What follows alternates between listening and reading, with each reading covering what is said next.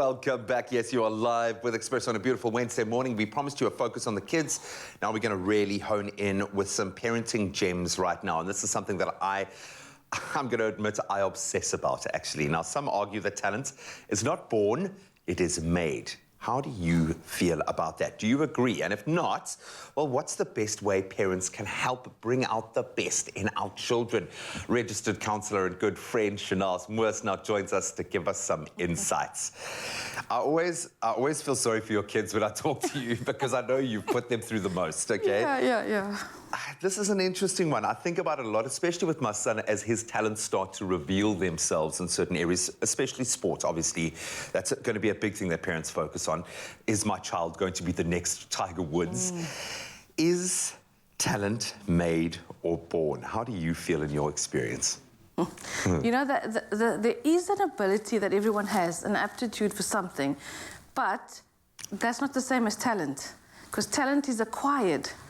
The discipline of practice. So now my kids are going to come in. Both boys have guitars at some point in their childhood. Neither of them can play. Whose fault is that? Because you're musically untalented. It's not my fault. I did my part. I did my part. You've done everything you can to foster a musical love, okay? Yeah. I get that. I understand that. And I suppose because you see people around you take to things so naturally. But I've never thought about it from that perspective of, you know, a talent is nothing unless it's realized, unless you take it to its conclusion or take it to that phase where you can truly activate it. So that then being said, what are the conditions for success? How do we foster that talent within our children? The first one, we have to pay attention to see what they're drawn to. Not everyone, even though the child thinks they can do something, they often are drawn to other things. But they also want to please us, so that's the other thing, you know, ballet and all these things, and your child wants to play soccer. So it's about, some kids draw on the walls, like literally paint everywhere. So is that essential to have that love of or that enjoyment? Because I can't escape the model. So we've got King Richard out now at the moment, Will Smith playing the role of Venus and Serena Williams' father. He was obsessed about their success and made it his full-time job. From the age of 5, he was a professional coach, pretty much. He taught himself everything about tennis to foster that talent. Is that the degree of interest and an obsession a parent needs to have to get the best, to take it to that next level? Or do we leave them to their own devices? How do we best play that role to foster and bring out those talents? Yeah, once we identify the talent, which the child's going to show you what it is, you expose them to a variety of things and see what clicks, right? Then you provide the tools. Okay, so you want to be a drummer, you want to be an artist, you want to be... Then you do the next step. Okay, let's get lessons. So I did my job. I did send for lessons.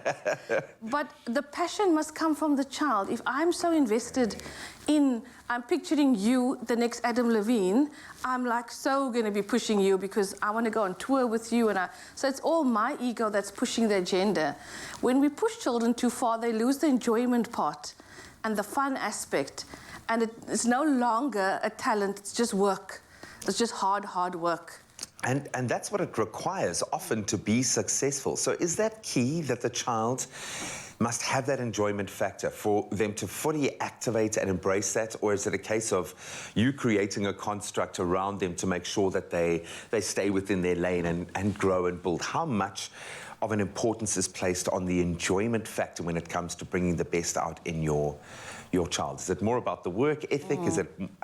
It's a combination. I keep thinking about myself in that space, and you only get to enjoy the rewards after the hard work. Yeah, I think that it's a combination because practice is part of everything, irrespective of whether you're learning acting, painting, singing, an instrument, a sport, all have the same prerequisite. Number one, practice, hours and hours. So people often see the final product, man, all polished up, all, you know, and they don't understand that this person does 5 hours a day in preparation, building up to a 1-hour concert. So that's the part that's behind the scenes that often we don't know, which is where we come in to, you know, to build that work ethic in the child. We do play a bit of a role.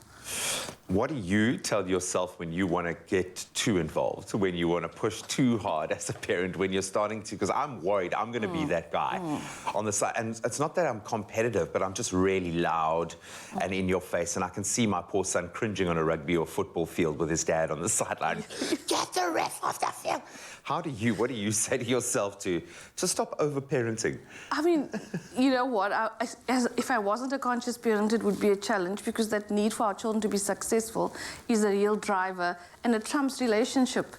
It goes above. How you make me look. Responsibility set as well. How you make me look as a parent is everything. So I don't care if I have to crush you, humiliate you, embarrass you, as long as I can tick that box. So for me, that's always this thing, that relationship trumps everything else. I love that. Create the relationship that will allow your child to enjoy, but also feed off your example. Really interesting topic. You can weigh in as well. Let us know online. Are talents born, or are they made? I think it's somewhere in the middle, but we're going to find out and continue to explore after this. It's my feel-good breakfast show.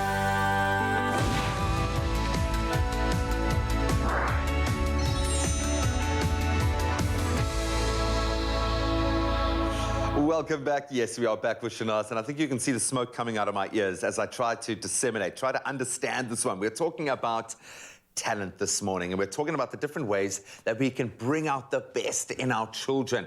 Of course, we are sitting down with our registered counsellor and good friend of the show, Shanaz Moos. Let me put the scenario to you, because I can see where your conscience parenting beautiful heart is leading you.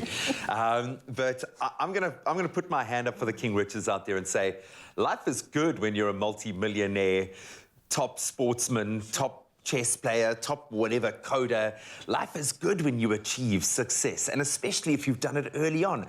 Imagine being able to, at age 25, be able to do these amazing things because you have wealth and you're well known. Isn't it cool to have that route to success? When do we say the parent is doing too much and we should leave it over to the child? And when is it a good thing to become a little obsessive as a parent and say, okay, well, you've got that talent. You're doing yourself an injustice if you're not acting on that. Where do we draw the line? Sure.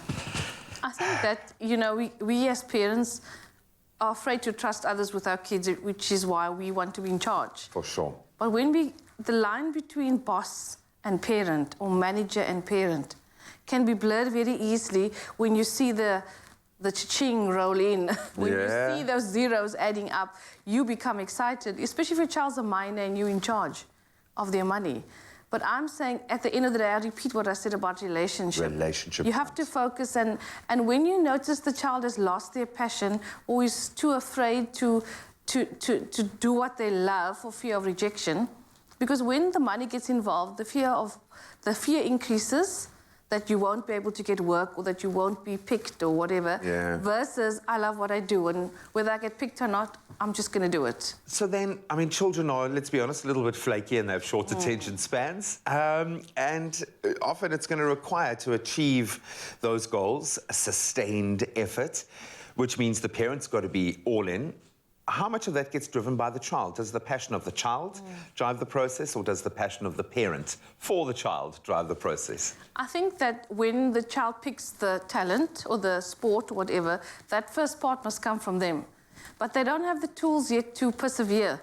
So that's where you come in, help them build grit and resilience and a practice routine that is not unrealistic. Is that taught or is it modeled? Do they take those gems from watching you do the same thing and get up and hit the grind every day? Or is it something that you instill? Because what do you say? What words do you use, and how do you instill that grit and that work ethic? I think that, you know, you have to actually walk the talk.